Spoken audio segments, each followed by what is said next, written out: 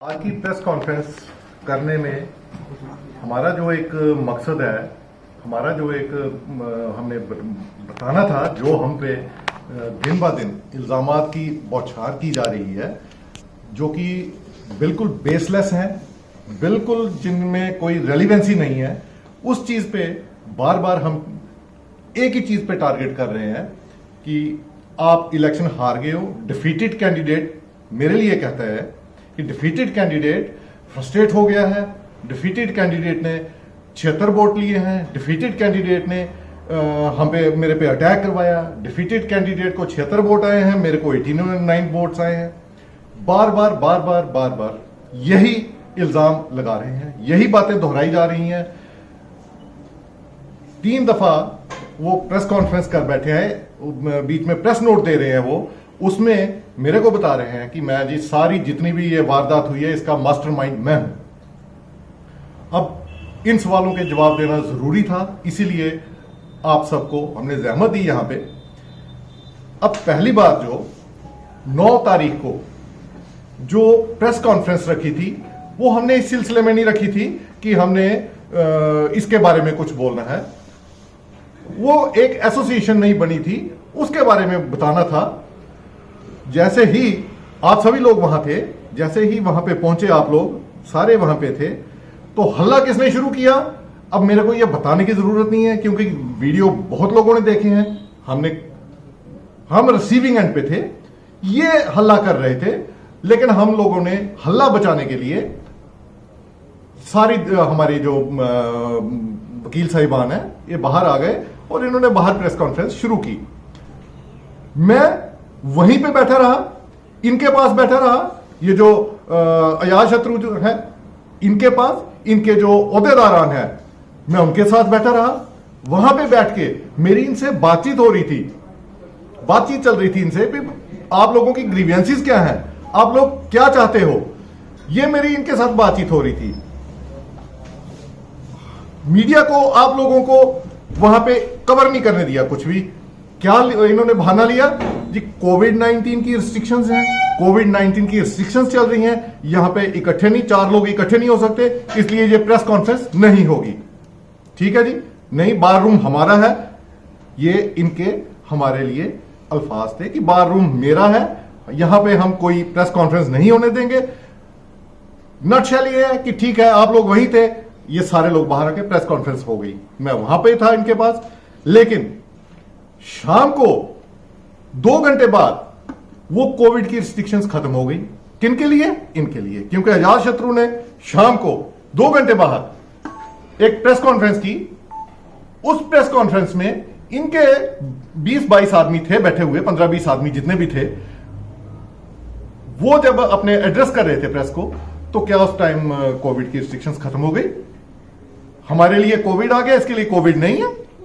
ये double standard क्यों? मेरे को उसके बाद इन्होंने कहा जी ये मास्टरमाइंड है, क्योंकि ये सारी इन्होंने हार बर्दाश्त नहीं हो रही, इसलिए चूंकि मैं जीता हूं, इसलिए मैंने तब से लेके आज तक कब कहा भाई तुम हार गए हो, ठीक है तुम जीते हो, मेरे 76 वोट आए हैं, मैंने क्या गेट के बाहर से वोट लाए हैं? मेरे को क्या दुकान वालों ने वोट डाले हैं? इसी बार रूम के प्रैक्टिसिंग एडवोकेट्स ने वोट डाले हैं मेरे को, किसी ने नहीं डाले, कोई बाहर वाले ने नहीं डाले। आपको डाले हो, मैं नहीं कह सकता उसके बारे में। मैंने ये नहीं क्लेम किया कभी कि मेरे को 76 नहीं 86 वोट पड़े हैं, मैंने कभी क्लेम नहीं किया मेरे को 96 वोट पड़े हैं, कभी क्लेम नहीं किया, ना मैंने आज तक कभी कहा है। ये हर प्रेस कॉन्फ्रेंस में जब भी करते हैं प्रेस नोट देंगे, हाँ जी इन्होंने मास्टरमाइंड सारे अपने ग्रुप को लेके मेरे पे असॉल्ट किया। ये इनका एक बड़ा गंभीर इल्जाम लगा रहे हैं कि असॉल्ट किया। अगर मैंने असॉल्ट किया तो प्रॉपर कोर्स ऑफ एक्शन में जाइए ना, कानून के बंदे हो आप, कानून का सहारा लीजिए, जो कर सकते हो, जो आपके पास रेमेडी अवेलेबल है उसको एक्सप्लॉइट कीजिए। मैंने कब कहा कि नहीं करो? मेरी किसी के साथ कंफ्लिक्ट नहीं हुआ, असॉल्ट तो बहुत दूर की बात है। और जिस ये कह रही है कि मेरे रूम में आके इन्होंने असॉल्ट किया, कौन सा रूम है इसका? किस रूम में बैठता है ये? अगर तो ये बात करते हैं कि जो प्रेसिडेंट का ऑफिस बनाया है, बाहर प्रेसिडेंट का जो ऑफिस बनाया है, उसमें 4 लोगों के सिवाय कोई 5 बंदा नहीं आ सकता। मैं कौन से 60 बंदे लेके उस पर अटैक किया मैंने? किस किस्म की बात करते हैं ये साथ चलने वाली बात करते हैं या तोड़ने वाली बात करते हैं? डिवाइड एंड रूल की पॉलिसी अपनाते हैं ये। जो कॉन्फ्रेंस बाहर हुई आपने कवर की, मैं उस कॉन्फ्रेंस का हिस्सा था, ये मेरे से बेहतर आप लोग जानते हैं। मैं बिल्कुल उस कॉन्फ्रेंस का हिस्सा नहीं था, मैं था ही नहीं वहां पे। तो मैंने कौन सी मास्टरमाइंड गेम खेल के तो इनका सारा इन पे अटैक करवाया? ये झूठी बातें जो बोलते हैं, ये गलत इल्जाम दर इल्जाम हर बार, चलो एक बार होता है कोई बात नहीं, लेकिन पहले शाम को इनकी प्रेस कॉन्फ्रेंस, उसके बाद इन्होंने नेक्स्ट डे इन्होंने एक press release they the, press note भेज दिया। प्रेस नोट में ये चीज आ गई जी, ये हम पे इकट्ठे होके हम पे इन्होंने अटैक कर दिया, मेरे को असॉल्ट कर दिया मेरे पे। बार बार वही बातें, कितनी बार इन लोगों की बातें सुननी और झूठी बातें क्यों सुननी? इस चीजों को तोड़ने के लिए, इस चीजों को गलत साबित करने के लिए आज ये प्रेस कॉन्फ्रेंस रखी है कि मैं अपनी तरफ से ये बात रखूं कि जितने भी ये आरोप लगा रहे हैं सारे झूठे हैं। कहा कि मास्टरमाइंड है ये। पहली बात ये सलाती साहब मास्टरमाइंड नहीं है। ये हमारी नई एसोसिएशन बनी है, इसमें हम जितने लोग भी बैठे हैं और बाकी हमारे सारे मेंबर्स बाहर हैं, वो आ नहीं पाए, हम सब मास्टरमाइंड, एक नहीं, सलाती साहब नहीं, हम हैं। एक बात। दूसरी बात मैं आपको बताता हूँ कि क्वेश्चन ये है कि हमने एक एसोसिएशन फॉर्म करी, क्या हमारा जो राइट है कि नहीं है, देखने वाली बात है। प्लीज ध्यान दीजिए इस पर। मैं आज आपको बातें कानून के एंगल से करूंगा, मैं जिसको जफाबाजी कहते हैं बोली करूंगा, अनपढ़ लोगों वाली बातें वकील के नहीं करूंगा काला कोट पहन के। मैं आपको कॉन्स्टिट्यूशन ऑफ इंडिया की, सुनिए मेरी बात, कॉन्स्टिट्यूशन ऑफ इंडिया की आर्टिकल 19 सब सेक्शन 3C कहती है, राइट देती है हमें constitution of India, fundamental right है हमारा ये। क्या फंडामेंटल? टू फॉर्म एसोसिएशंस और यूनियंस। हमने एक एसोसिएशन फॉर्म करी, ये हमें कॉन्स्टिट्यूशन से फंडामेंटल राइट है हमारा, हमें किसी से इसके लिए मांगने की जरूरत नहीं है। अब क्वेश्चन ये है कि हमने ये फंडामेंटल राइट क्यों एक्सरसाइज किया, ये दूसरी बात आती है। इसके लिए मैं फ्रेंड्स आपको बताऊंगा कि ये जरूरत हमको क्यों पड़ी। मैं मिस्टर जहाज शत्रु के ही मैनिफेस्टो पर जाता हूं और किसी की बात नहीं करूंगा।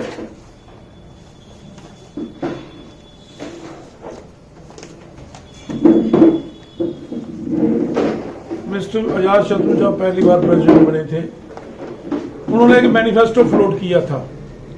मैनिफेस्टो उसने कहा था कि adoption of the constitution and bylaws.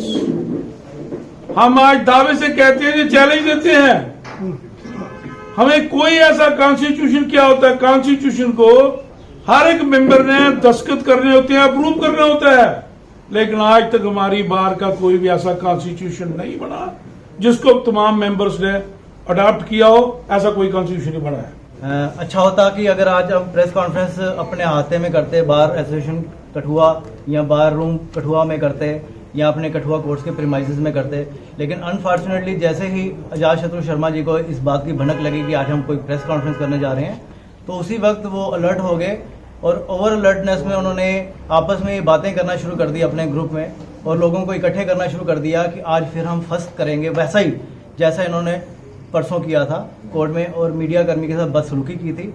आज भी उसी मोड में उन्होंने तैयारी करना शुरू कर दी।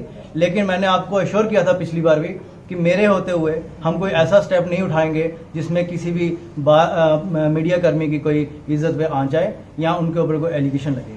मैं उनकी इस बात को भी कंडेम करता हूं, कड़े लफ्जों में कंडेम करता हूं, जो कि उन्होंने एक निजी वेब पोर्टल के एक चैनल में अपना इंटरव्यू देते हुए, निजी इंटरव्यू देते हुए ये कह दिया कि कठुआ के मीडिया कर्मी बिकाऊ हैं, बिके हुए हैं, डरे हुए हैं। तो I feel shame for him कि अगर वो ऐसी बात करते हैं मीडिया कर्मियों के लिए। आपको सबको मैं इस बात के लिए मुबारकबाद देता हूं कि आप लोगों ने अपनी यूनिटी बताई और अपना जो डिसिप्लिन कायम रखते हुए जो रिपोर्टिंग करने के लिए, जिस चीज़ के लिए आपने ये प्रोफेशन को ज्वाइन किया हुआ है, उसी प्रोफेशन को बचाने के लिए आपने फैक्चुअल रिपोर्टिंग करने की हमेशा जैसे कोशिश की है आज तक, जैसे रसाना केस में भी करते रहे हैं, उससे पहले भी और कठुआ में जितने महत्वपूर्ण कभी इवेंट्स हुए हैं या कोई ऐसे मुद्दे उठे हैं, तो आप सब मीडिया कर्मी निष्पक्ष होकर सभी का पक्ष वहां पे रखते आए हैं और हमें इस बात से कोई फर्क नहीं पड़ता, कोई गुरेज नहीं है और किसी किस्म की कोई तंगी नहीं है कि आप आजाद शत्रु शर्मा जी को भी कवर करें, आप उनको भी कवर करें, लेकिन प्रोवाइडेड अगर वो तथ्यों के ऊपर बात करें।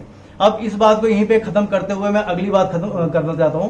पहले तो मैं मेरे ऊपर जो उन्होंने 9 तारीख को एक प्रेस नोट में और एक छोटी सी प्रेस कॉन्फ्रेंस करके, जिसमें महज 1-2 इक्का दुक्का कोई मीडिया कर्मी वहां पे कवर करने के लिए गए थे, वहां पर उन्होंने कुछ लच्छेदार भाषण दिए जो कि एक बार प्रेसिडेंट या एक वकील साहब की जुबान नहीं लग रही थी और ऐसा लग रहा था कोई पॉलिटिकल पार्टी का कोई लीडर वहां पे कोई भाषण दे रहा है। तो भाषणबाजी में तो मैं उनका मुकाबला नहीं कर पाऊंगा, क्योंकि जो पॉलिटिकल पार्टी के भाषण होते हैं ज्यादातर उसमें झूठ बोला जाता है, जबकि एक वकील से ऐसी अपेक्षा नहीं की जा सकती। तो मैं बतौर वकील आपको भाषणबाजी ना करते हुए सिर्फ फैक्ट्स रिपोर्ट करूंगा कि असली फैक्ट्स क्या है। मेरे ऊपर उन्होंने निजी हमला किया, मेरे सीनियर काउंसिल अनविंदर सलाथिया जी के ऊपर उन्होंने हमला किया, Rajendra Sharma ji senior one of the senior most counsel practicing advocate in Kathua, उनके ऊपर हमला किया, निजी हमला किया। Senior counsel advocate Arvind Gupta ji के ऊपर उन्होंने हमला किया, मीडिया कर्मियों के ऊपर तो हमला किया ही किया। तो ये सारी चीजें दर्शाती है उनकी फ्रस्ट्रेशन। अगर वो जीते हुए हैं तो उनको जुबिलियस होना चाहिए, उनको एक पार्टी के मूड में होना चाहिए, उनको उस चीज की मुबारकबाद देनी भी चाहिए लोगों को, अपने वोटरों को और मेंबरान को, और लोगों से लेनी भी चाहिए। बजाय इसके वो अपने अलग ही तरह के किसी और मसले में उलझ गए हैं और उस उलझने का कारण हम जरूर बने हैं। कारण ये है कि हम विसल ब्लोअर्स हैं, मैं और एडवोकेट अरविंद गुप्ता जी, हम दोनों विसल ब्लोअर्स बने और हमने एक एम्बेजलमेंट का केस उजागर किया। तो ये एक तय बनता था कि अगर हमने उनके कुकर्म, अगर हमने उनके क्राइम मीडिया के सामने और honourable supreme court of India के सामने उजागर किए हैं, तो प्रतिवाद में या उसके रिएक्शन में तो उन्होंने फूल तो झाड़ने नहीं थे हमारे लिए, तो उन्होंने हमारे लिए अपशब्द ही बोलने थे। लेकिन अगर अपशब्द बोल देते तो हम बर्दाश्त कर लेते। उन्होंने झूठ बोला, झूठ, पहला झूठ सलाथिया साहब जी के लिए बोला, वो उन्होंने जवाब दे दिया। दूसरा झूठ राजेंद्र शर्मा एडवोकेट जी के लिए बोला, उन्होंने जवाब दे दिया। अरविंद गुप्ता जी के लिए जो झूठ बोला कि ये ताले तोड़कर अंदर घुस गए, ऐसा बिल्कुल झूठ है, बेबुनियाद है। वो आज उनकी तबीयत ठीक नहीं है, इस वक्त हमारे साथ मौजूद नहीं है। उनकी तरफ से मैं ये आपको वाजे कर देता हूं कि ऐसा कुछ नहीं हुआ था। रादर ये श्री आजाद शत्रु शर्मा जी ने खुद अपना वहां पे, अगर आप देखेंगे, अगर आपको मौका मिलेगा, अगर कोर्ट प्रोमाइसिस में आएंगे तो आपको हम बताएंगे कि एक चैम्बर के ऊपर जबरदस्ती अपना नाम लिख दिया था। जिस दिन उन्होंने प्रेस नोट दिया 9 को, अगले दिन उन्होंने संडे को जाकर वहां पे 10 तारीख को जाकर वहां पे उन्होंने सैटरडे को वहां पे पोत दिया, उसके ऊपर इंक लगा दी काली कि मेरा नाम कहीं मीडिया में या कोई फोटो ना खींच ले। लेकिन हमने उसकी फोटो खींच ली है। आपको फोटो बताएंगे कि उन्होंने जबरन एक चैम्बर के ऊपर कब्जा करने की गरज से अपना नाम लिख दिया था उसके ऊपर। अभी भी वो नाम पढ़ा जा सकता है, चाहे उसके ऊपर उन्होंने स्याही पोत दी। लेकिन उसके बाद जो मेरे ऊपर एलिगेशन लगाए, मेरे ऊपर 2 एलिगेशन लगाए। एक उन्होंने एलिगेशन लगाया कि मेरे ऊपर कोई पर्चा लगा है फ्रॉड का 420 का, और मैंने honourable high court of Jammu and Kashmir Jammu से कोई बेल सीख की हुई है, बेल दी हुई है। तो आपकी तरफ से मैं कहना चाहता हूं, आजाद शत्रु जी, आप तो एक वकील भी हैं। अगर आप वकील हैं, आपको तो पता है कि सर्टिफाइड कॉपी आपको मिल सकती है। अगर हाई कोर्ट में ऐसा कोई ऑर्डर है तो वो उसका तो पोर्टल में भी मिल सकता है आपको।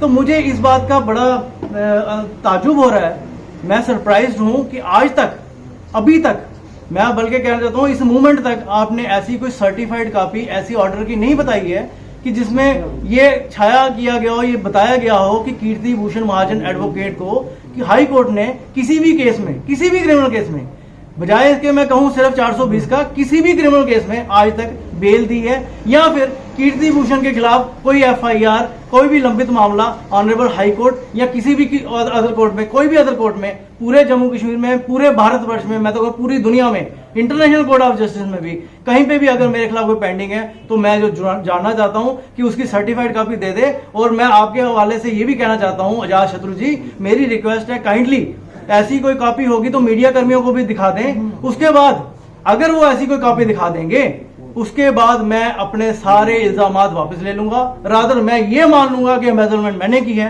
मैं सुप्रीम कोर्ट में जाकर ये बयान दूंगा कि सारी एम्बेजलमेंट 7 लाख की मैंने की है, आजाद शर्मा जी ने नहीं की है, सारे इल्जाम मैं ले लूंगा अपने ऊपर। लेकिन अगर वो सर्टिफाइड कॉपी पेश नहीं कर पाए तो थोथा चले चना बाजेगा ना, ये बात साबित होती है। वो आदमी जिसके पल्ले कुछ नहीं है फ्रस्ट्रेशन के अलावा, वो हमारे ऊपर झूठे इल्जामात के ऊपर इल्जामात लगाता रहेगा और हम बर्दाश्त करेंगे, ऐसा नहीं होगा। मैंने और मेरे बाकी सीनियर काउंसिल जिनके ऊपर इल्जामात लगाए, हम सब ने मन बना के रखा है कि हम कानूनी कार्रवाई, कानूनी प्रक्रिया में जो हम कर सकते हैं बतौर वकील, चाहे उसमें क्रिमिनल कंप्लेंट हो, चाहे सूट फॉर डैमेजेस हो, worth multi crore of rupees, हम करेंगे फाइल, क्योंकि हमारी इज्जत का सवाल है, हमारी अपनी एक रेपुटेशन का सवाल है। और किसी छोटे से वकील, मैं छोटा सा वकील कहूंगा, छोटा सा वकील कोई हमारी बेइज्जती कर जाए और सो कॉल्ड वकील जो कि चुनावी भाषण देने में एक्सपर्ट हो, लच्छेदार भाषण देने में एक्सपर्ट हो, वो हमारी कोई बेइज्जती कर जाए, झूठ बोल जाए, हमारे ऊपर झूठे इल्जाम लगा जाए, और हम बर्दाश्त करने वाले नहीं हैं। धन्यवाद। उसके बाद उन्होंने एक इल्जाम लगाया कि आपने मीडिया खरीद लिया हुआ है, इसके ऊपर आप क्या कहेंगे? बिल्कुल। पहले तो वो मीडिया के जो साथी थे हमारे, उनके साथ उन्होंने दुर्व्यवहार करने की कोशिश की और ये कहा कि मीडिया तो हर एक इंसान को सुनने के लिए जा सकता है, लेकिन जिस तरीके से उन्होंने ये कहा कि आप यहां से निकल जाइए, चले जाइए, और कई हमारे जो रिपोर्टर्स थे उनके जो कैमरे थे उनके ऊपर भी हाथ रखना उन्होंने स्टार्ट कर दिया था, ऑन रिकॉर्ड है। इसे आप किस तरीके से देख रहे हैं? मैंने अभी एक मुहावरा बोला, थोथा चना बाजेगा ना, ये बिल्कुल उन्होंने साबित कर दिया। खुद सुबह 11:30-12 बजे तक वो ये कह रहे थे कि कोर्ट में कोविड-19 की एसओपीज लगी हुई हैं, रेस्ट्रिक्शंस जारी हैं, इसलिए कोई भी मीडिया कर्मी यहाँ पे नहीं आ सकता। हमने बार रूम से बाहर आकर बड़े सादगी के साथ एक प्रेस कॉन्फ्रेंस की, आप सबने कवर किया और फैक्ट रिपोर्ट कर दिया, किसी ने लाइव किया, किसी ने बाद में रिपोर्टिंग कर दी। शाम को इन्होंने कहा कि मैंने फिर बुलाया मीडिया कर्मियों को, मुझे नहीं पता इन्होंने बुलाया या नहीं बुलाया। इनके कहने के अनुसार as per him his statement कि मैंने बुलाया और कोई आया नहीं, इन्होंने मीडिया खरीद लिया। मुझे एक बात बताइए, सुबह 11:30 बजे एसओपी लगी हुई थी कोविड-19 की, तो क्या शाम को वो हट गई थी? तो मीडिया कर्मी से सुबह आप उनके साथ बदसलूकी करते हो और शाम को कहते हो कि आप आए नहीं, सुबह आप कहते हो आपने आना नहीं, शाम को आप कहते हो आप आए नहीं। तो ये blowing hot and cold from the same breath वाली बात होती है कि एक ही सांस में आप गर्मी भी निकाल रहे हैं और ठंडी हवा भी निकाल रहे हैं, जो कि कभी हो ही नहीं सकता। इसलिए मैं अपनी प्रेस कॉन्फ्रेंस में आपको ये क्लियर कर देता हूं कि कठुआ के मीडिया कर्मी जितने भी हैं, वन एंड ऑल, ये नहीं मैं कह रहा हूं कि एक फलाने को छोड़कर, सारे जितने भी हैं निष्पक्ष रिपोर्टिंग करने के लिए जाने जाते हैं। सिर्फ कठुआ में ही नहीं जाने जाते, पूरे भारतवर्ष में, पूरे जम्मू कश्मीर में जाने जाते हैं। इस बात का प्रमाण आपने कई बार दिया है, मैं फिर दोहराऊंगा। रसाना कांड में जितनी रिपोर्टिंग निष्पक्षता के साथ और निर्डरता के साथ आपने की थी, वो ऐसी किसी ने भी नहीं की थी। नेशनल मीडिया को भी बाद में माफी मांगनी पड़ी थी, आप बखूबी जानते हैं। सेकंड, मेरे ऊपर एक दूसरा इल्जाम भी लगाया गया था कि मेरा कोई एक ट्यूटोरियल चलता है जिसमें इनकम टैक्स की रेड हुई थी। तो मैं आपके माध्यम से क्लियर कर देता हूं कि एक तो वो ट्यूटोरियल मेरा नहीं है, एक तो उसका नाम भी इन्होंने गलत दिया, वो मेरे ब्रदर का है, मेरे भाई का है, मेरे परिवार के किसी और शख्स का है। लेकिन फॉर्चुनेटली उसमें भी कभी इनकम टैक्स की रेड नहीं पड़ी। मैं रेड वर्ड यूज कर रहा हूं, सर्वे हुआ था 2017 में। सर्वे और रेड में जमीन आसमान का फर्क है, और सर्वे कहीं पे भी हो सकता है। सर्वे को कन्वर्ट किया जा सकता है रेड में, अगर सर्वे में कुछ ऐसी डिस्क्रिपेंसीज पाई जाएं। लेकिन ऐसी कोई डिस्क्रिपेंसी नहीं पाई गई थी। उसके बाद 3 साल के केस तो खत्म भी हो गए हैं, वो धीरे धीरे करके खत्म होते हैं, पेनल्टी भी कोई नहीं पड़ी आज तक। लेकिन वो अपना कानून के रास्ते में काम चल रहा है। लेकिन मुझे एक बात की समझ नहीं आई, ये तो दोनों इल्जाम मैंने आपको बता दिए कि मेरे खिलाफ जो उन्होंने लगाए इस प्रेस नोट में और प्रेस कॉन्फ्रेंस में, सरासर झूठे बेबुनियाद थे, मैंने बता दिया आपको। लेकिन आपके सामने मैं ये 2 मिनट के लिए मान भी लूं कि मैंने ये दोनों काम किए थे, मेरे ऊपर इनकम टैक्स की रेड भी हुई थी और मेरी बेल भी हुई और क्रिमिनल केस भी मेरे ऊपर हुए, तो क्या वो मिस एप्रोप्रिएशन एम्बेजलमेंट जो आजाद चतुर्वेदी ने की है वो जस्टिफाइड है? बात तो उनसे ये पूछी गई मीडिया कर्मी द्वारा कि आपके ऊपर इल्जाम लगाए गए हैं कि आपने एम्बेजलमेंट और मिस एप्रोप्रिएशन की, तो वो उसका जवाब ना देते हुए सवाल गंदम जवाब चने या सवाल चने जवाब गंदम, वो वाली बात हो रही थी। बात उनसे ये पूछी गई कि आपके ऊपर इल्जाम लगाए, आपका क्या कहना है? नहीं जी, उनके अपने लगे हुए हैं जी, पर्चे लगे हुए हैं। उन्होंने आईटी रेड हुई थी, वो तो 300-300 रुपया खा गए हैं जी, वो तो फ्रस्ट्रेशन में है जी। वो बात छोड़े नहीं, हमारी फ्रस्ट्रेशन साइड पे रखें, हम अपनी फ्रस्ट्रेशन कैसे निकालेंगे वो बात की बात है या नहीं है। लेकिन आप ये तो जवाब दे मीडिया में आके, मीडिया में आप आके झूठ बोलते हैं, ये कहते हैं, एक निजी चैनल को उन्होंने इंटरव्यू दिया शाम को और ये कह दिया उसमें कि नहीं ये जो ये रिपोर्ट कर रहे हैं जिस अकाउंट के बारे में वो हमारा अलग अकाउंट था और हमने खोला था। अरे भाई आपने खोला था, बता दीजिए कहां खोला था, कौन सी अथॉरिटी के साथ खोला था, कब खोला था। मैं फिर रिपोर्ट करता हूं, ये मेरी कंप्लेंट है जिसकी कॉपी मैं इसलिए नहीं आपको दे सकता क्योंकि ये मामला अभी supreme court, honourable supreme court India में लंबित है, सब जुडिस है। जब तक ये मैटर सीज्ड है with the honourable supreme court of India, इसका कोई भी डॉक्यूमेंट या कोई भी एविडेंस में लीक नहीं कर सकता। लेकिन ये मैं आपको जरूर बता सकता हूं कि इस कंप्लेंट में मैंने एक एक लफ्ज लिख कर दिया हुआ है जो कि एजाज चतुर्वेदी जी उसका झूठा हवाला दे रहे हैं। जिस अकाउंट नंबर को मैंने उस दिन प्रेस कॉन्फ्रेंस में पढ़ा था वही अकाउंट नंबर का हवाला मेरी कंप्लेंट में है। जब दोबारा पढ़ देता हूं 0026040126370 JNK bank branch main Kathua. आप RTI डाल के कोई भी पब्लिक का नुमाइंदा वहां पर जाके पता कर सकता है कि ये अकाउंट नंबर किसके नाम पर वहां पे रजिस्टर्ड है। ये अकाउंट नंबर सब्सक्राइब किया गया है advocate welfare fund care of bar association Kathua. Care of bar association Kathua क्यों है? क्योंकि एडवोकेट वेलफेयर फंड के तहत 2 अकाउंट खोले गए। एक अकाउंट खोला गया advocate welfare fund care of principal district जज कठुआ। वो जो कोर्ट में कॉस्ट पड़ती हैं, वो जो रजिस्ट्रेशन होती थी, सेल डीड वगैरह जब होती थी तो 50 रुपए पर डॉक्यूमेंट इकट्ठे किए जाते थे। लिटिगेशन को फाइल करते वक्त 20 रुपए जमा होते थे। ये सारे पैसे इकट्ठे होके प्रिंसिपल डिस्ट्रिक्ट जज के तहत उसके जो एसओ है, सेक्शन ऑफिसर है, उसके जरिया ये उनके अकाउंट में जमा होते थे। उस अकाउंट के बारे में हमने कुछ नहीं कहा। एक और अकाउंट था जिसकी सेक्शन 14 ये कहती है कि बार एसोसिएशन जो भी होती हैं वो अपने लेवल पे वकालतनामा के ऊपर 10 रुपए चार्ज कर सकती हैं। 5 रुपए से लेकर 25 रुपए तक चार्ज कर सकती हैं, जिसमें हमारी बार एसोसिएशन 10 रुपए चार्ज करती है। ये 10 रुपया बार एसोसिएशन ने इकट्ठा करना है लिटिगेंट से जब उन्होंने वकालतनामा सेल करना है और उसके बाद ये 10-10 रुपए इकट्ठे करके इस अकाउंट नंबर में डालना है जो कि advocate welfare fund account care of bar association Kathua है। जो मैंने उस दिन भी बताया था, ये इनवर्ड एंट्री के लिए इसमें सिर्फ आपने जमा करवाने हैं, इसमें सिर्फ जमा करवाने हैं। जबकि पैसे कौन निकलवाएगा? पैसे निकलवाएगा ट्रस्टी कमेटी। ट्रस्टी कमेटी मैंने उस दिन भी आपको बता दी थी, एडवोकेट जनरल जो होते हैं उसके चेयरमैन होते हैं। इन एनी केस उसकी पूरी बॉडी में बार एसोसिएशन, किसी भी बार एसोसिएशन कठुआ को के समेत मैं कह रहा हूं, कोई भी मेंबर उसमें उस कमेटी का मेंबर नहीं है, कोई भी एडवोकेट उसमें। इवन की प्रिजाइडिंग ऑफिसर प्रिंसिपल डिस्ट्रिक्ट जज जो सबसे highest judicial officer of district है वो भी नहीं है। तो आप समझ सकते हैं गंभीरता कि एडवोकेट वेलफेयर फंड की क्या गंभीरता रही होगी कि उन्होंने कहा लोकल लेवल पे मिस एप्रोप्रिएशन या एम्बेजलमेंट हो सकती है। ब्लू आइड कोई निष्पक्षता के साथ किसी एक आदमी को, किसी एक वकील को फायदा देने के लिए पैसा मिस एप्रोप्रिएट ना हो जाए, इसलिए उन्होंने कमेटी एक पूरी स्टेट लेवल की एक रखी। इतनी बड़ी बात को उन्होंने नजरअंदाज किया। और आप उनकी इंटेलिजेंस, अजात शत्रु शर्मा जी की इंटेलिजेंस यहां से जान लीजिए कि अपनी प्रेस वार्ता में एडमिट कर रहे हैं, लिखकर भी एडमिट कर रहे हैं कि हाँ मैंने पैसे दिए। हाँ, एक तो चोरी, ऊपर से सीना चोरी। एक तो कह रहे हैं कि मैंने एम्बेजलमेंट नहीं की, एक तरफ कहते हैं मैंने पैसे बांटे। बिना अथॉरिटी के पैसे बांट देना एम्बेजलमेंट की डेफिनेशन नहीं है तो और क्या है? What is the definition of embezzlement? What is the definition of miss appropriation under section 409 of IPC? यही तो है कि आपको कोई प्रॉपर्टी इंटरेस्ट की गई, आपको कस्टोडियन बनाया गया, आपने उसको देखरेख करना है, उसमें पैसे जमा करवाने हैं, निकालने नहीं है, लेकिन आपने निकाल लिए assuming yourself to be authorised person. और एक रेजोल्यूशन बनाया 24 तारीख का, उसके बाद 18 मई को आपने कॉन्स्टिट्यूशन अडॉप्ट किया अपना ही 3 बंदों ने साइन करके। कौन कौन से 3 बंदे?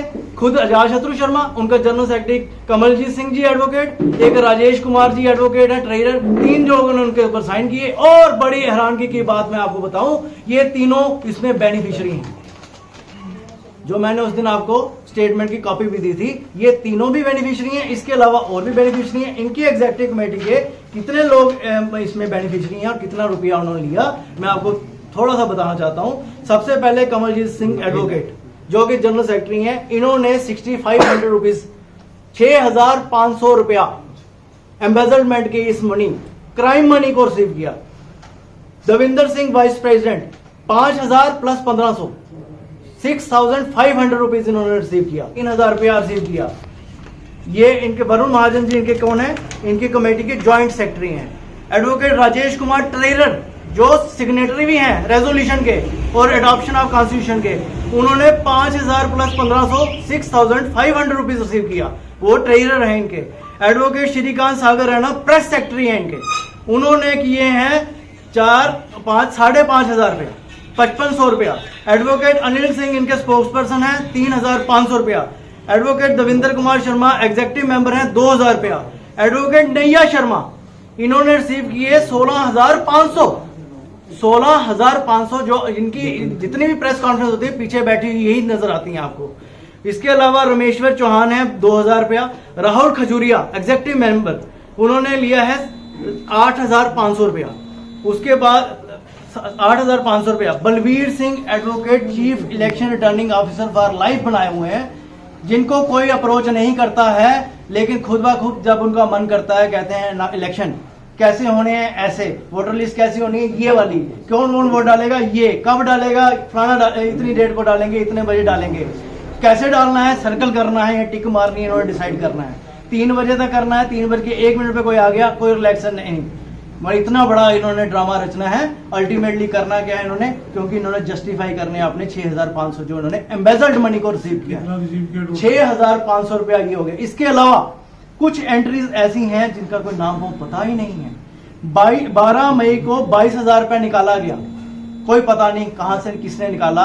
ये लिखा हुआ है under the authority of DBA के district bar association Kathua. Authority किसने दी? अथॉरिटी तो चाहिए थी एग्जीक्यूटिव कमेटी की, एग्जीक्यूटिव ट्रस्टी कमेटी की। आपने अथॉरिटी लगा दी वहां बार एसोसिएशन की एग्जीक्यूटिव कमेटी की। और 22,000 रुपया अननाउन, अनाम एंट्री, बेनाम एंट्री, कोई पता नहीं कौन किसको चलेगी। इसके अलावा 7,000 रुपया 16 मई को बेनाम एंट्री, 6,000 रुपया 20 मई को बेनाम एंट्री, 2,000 रुपया 4 जून को बेनाम एंट्री, फिर 2,000 रुपया और 4 जून को एक और अननाउन बेनिफिशियरी को, 24,000 एक और 24,000 दिया 21 जुलाई को अननाउन बंदे को, 1,500 रुपया एक और दे दिया 29/9 को अननाउन लोगों को। ये सारा कुछ किसकी आड़ में किया? कोविड-19। आपके पास रिकॉर्ड है, आप मीडिया की वो रिपोर्ट्स भी देख लें जिसमें उनके प्रेस नोट में भी लिख दें। ये कह रहे हैं कि हमारे कुछ मेंबरान का पतन हो रहा था, हमने उस पतन को रोकने के लिए पैसे दे दिए, तो क्या गुनाह किया? भाई साहब अपने पैसे से देते ना, अजात शत्रु शर्मा जी अपने निजी अकाउंट से वो पैसे दे देते अगर उनको इतना दुख हो रहा था उनके पतन का। एक तो वो ये कह के बेइज्जती कर रहे हैं ऐसे एडवोकेट्स की कि 1,500 रुपया देके उनका पतन खत्म हो गया, 6,500 रुपया देके उनका पतन खत्म हो गया, और ये कह रहे हैं कि उनका पतन हो रहा था, मैंने उनको पतन से बचाया इसलिए पैसे दे। जस्टिफाई कर रहे हैं, ये एम्बेसडमेंट को जस्टिफाई कर रही है कह के कि उनका पतन हो रहा था, मैंने पैसे दे दिए। अरे भाई पैसे देने थे पतन को रोकने के लिए तो अपने निजी अकाउंट से देते। एडवोकेट वेलफेयर फंड जो एडवोकेट वेलफेयर एक्ट के अंदर स्कीम के तहत खुला गया, जिसमें उनको कोई अख्तियार नहीं था, उसमें उनको पैसे देने के कारण वो उनको 409 में उनके खिलाफ मुकदमा बनता है। और जबकि honourable supreme court of India ने इसका पूरी कॉग्निजेंस लेकर पब्लिक इंटरेस्ट लिटिगेशन उसको ट्रीट कर लिया। इसके बाद मैं आपको बता दूं, ये तो वो पैसा हो गया जो इस अकाउंट से गया। वो उन पैसों का क्या जो इन्होंने अपने पूरे टेन्योर में 10-10 रुपए वकालतनामा के हिसाब से कलेक्ट किए लिटिगेंट से, स्टाम्प वेंडर से, वो पैसे कहाँ रखे हैं? वो पैसे का कोई हिसाब ही नहीं है। जब हिसाब मांगने जाओ कहते बार रूम में आपकी कोई एंट्री नहीं है, आप बार रूम में आ नहीं सकते हैं। मीडिया कर्मी के साथ हम बात करना चाहें, चलो हमारी बात मीडिया कर्मी के थ्रू ही कहीं पहुंच जाए, तो कहते हैं वो नहीं आ सकते हैं, प्रेस कॉन्फ्रेंस नहीं होगी, हम यहाँ पे तमाशा कर देंगे, गुंडागर्दी कर देंगे, लड़ाई मारकुटाई कर देंगे, सीन क्रिएट कर देंगे ताकि ये मुद्दा डाइवर्ट हो जाए, कोई लड़ाई मारकुटाई के ऊपर चले जाए और मुद्दा डाइवर्ट करके मीडिया कर्मी को भी बदनाम कर दिया जाए, एडवोकेट्स जो प्रैक्टिस कर रहे हैं सीनियर एडवोकेट्स उनको भी बदनाम कर दिया जाए। जिस तरीके से आपने ये बताया कि मीडिया को वो बदनाम कर रहे हैं, इससे पहले जब वो इलेक्शन जीते थे, लोकल मीडिया जो कठुआ का है उनको बिल्कुल बताया वो जीते हैं। उनकी जितनी भी इससे पहले प्रेस कॉन्फ्रेंस होती थी, लोकल मीडिया तब तक उनके लिए ठीक था, लेकिन अचानक उस दिन के बाद इनके लिए मीडिया बिकाऊ हो गया। जब से अजात शत्रु जी प्रधान बने हैं तब से अजूबे के ऊपर अजूबा हो रहा है। आज तक पूरी हिंदुस्तान की बात कर रहा हूं, किसी भी बार एसोसिएशन का अगर चुनाव हुआ तो इलेक्शन लड़ने वाले हमेशा वकील ही होते हैं। तो एक वकील साहब जीतते हैं तो दूसरे वकील साहब हारते हैं। आज तक ढोल नहीं बजाया गया, इन्होंने जीतने के बाद ढोल बजाया, जबकि इनके voters with in compound wall of the court थे, कोर्ट प्रोमाइसिस थे। इन्होंने फिर भी इलेक्शन सर्टिफिकेट अपना लिया, ढोल बजाते बजाते, गले में हाथ डालते डालते इलेक्शन सर्टिफिकेट ऐसे से करके पूरे बाजार का चक्कर लगाया, मंदिर में गए, चुनियां चढ़ाई, सब कुछ किया। तो उनका धन्यवाद करते रहे, बाहर जाके रेडी फड़ी वालों का भी किया, दुकानदारों का भी किया, जो वापस वहां पे आमदोरफ्त में आ जा रहे थे लोग, उनका भी धन्यवाद कर रहे थे। एडवोकेट्स का नहीं किया, क्योंकि प्रैक्टिसिंग एडवोकेट्स को उनको वोट पड़े नहीं थे। क्या कारण रहा होगा कि जिस दिन 2 तारीख को उन्होंने चुनाव जीता 89 वोट्स के साथ, 89 वोट्स, बार बार कह रहे हैं 89 वोट्स लिए मैंने, मुझे हैरानगी हो रही है। 3 तारीख को उन्होंने चाय रखी जुडिशियल ऑफिसर्स को बुलाने के लिए, सिर्फ 44 लोगों ने साइन किए और सिर्फ 35 लोग वहां पे मौजूद हुए। जज साहिबान भी हैरान परेशान कि 89 वोट्स लेके जीत रहा है, चाय पिला रहे हैं जब खुशी में तो सिर्फ 35 लोग ही आ रहे हैं, क्योंकि बाकी लोग जो थे, कोई बिलावर में सीमेंट की दुकान कर रहा है, कोई LLM के पेपर दे रहा है, कोई कहीं दुकानदार, कोई उसके लोहे की दुकान है, किसी की कपड़े की तो फिर दुकान सर है। तब आपने क्यों नहीं की, ऑब्जेक्शन क्यों नहीं Yes, किया अगर वो बात very टाइम important। ही नहीं ये इन्होंने दिया, कहा भाई, कि टाइम नहीं दिया, वोटर लिस्ट तो इनके चीफ रिटर्निंग ऑफिसर ने अपने पास रखी दबा के। 4 बजे इन्होंने दिखाई, 4 बजे दिखाई कि कल सुबह वोट वोट डालेंगे, डालो। हमें पता भी नहीं उनके सुबह नाम वोट दिया। कि ये कौन कौन है। हम उनका नाम पूछे, आकाश सिंह कौन है, पता नहीं कौन है, हमने शक्ल, किसका जूनियर है पता नहीं, कहाँ काम करता है पता नहीं। अगले दिन आ रहा हम उनकी शक्लें देख रहे हैं, जिनके पास वर्दी भी नहीं थी पूरी, हम तो पहली बार उनकी शक्लें देख रहे थे। तो प्रैक्टिसिंग एडवोकेट 115-16 है हमारी कोर्ट में, 115-16 में अगर 76 वोट सलाती साहब ने ले लिए तो मेरे ख्याल में विनर अगर मॉरली देखा जाए तो वही है। लेकिन हम इस चीज को डिस्प्यूट नहीं करेंगे, क्योंकि ये डेमोक्रेटिक प्रोसेस का मजाक होगा, हम मजाक उड़ाने वालों में